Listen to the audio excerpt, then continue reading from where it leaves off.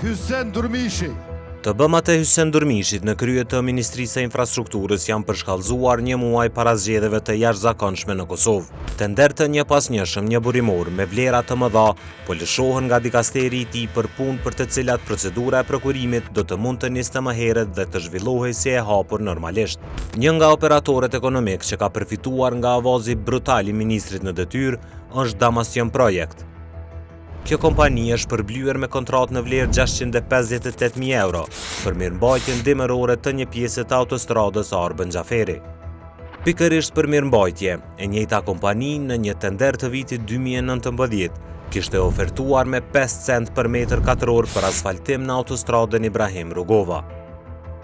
Këtë veprim kjo firme ndërmerrte në atë formë që të shpallej si më e lirë dhe të shpërblehej me kontratë, ashtu edhe siç kishte ndodhur. Nuk e mendonin se do të vinte nevoja për shtrim të rrugës, andaj kur ishte bërë gërryerja e asfaltit, atëherë kishte filluar problemi vërtet. Duke qenë se çmimi real për metër katror asfalt në treg sillej rreth 7-8 euro, kjo kompani nuk e kishte shtruar fare rrugën për të cilën ishte kontraktuar. Për Hysen Durmishin dikur ky veprim i kompanisë përbënte kriminalitet dhe madje e tematizonte fort. Pak më herët do tregova një rast tjetër ku e kemi në metrin katror të asfaltit 5 cent. Dhe situata të tilla ka dhe pse kjo është mendoj është e kundërligjshme, sepse zyrat e prokurimit i kanë mundësi që të mos lejojnë në nënshkrimin e kontratave të tilla. Aty ka qenë një grup i organizuar kriminal. Çmimi ka qenë 5 cent për metër katror. Kompania që ka fituar tenderin e ka qitë çmimin 5 cent. Çmimi real i tregut është dikon prej 68 euro. Me 5 cent.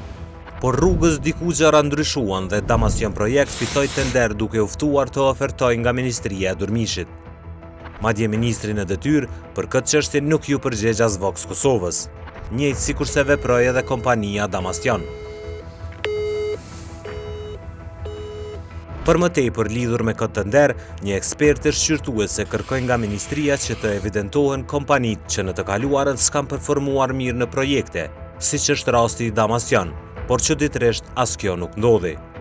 Në këtë mënyrë, një kompani e kapur dikur si simbol i mashtrimit, sot ringrihet nga vetë ministria që e akuzonte. Ministria e drejtuar nga njeriu që e ka bërë rutinë dhënien e tenderëve për shokët dhe kompanitë ku kishte punuar vetë.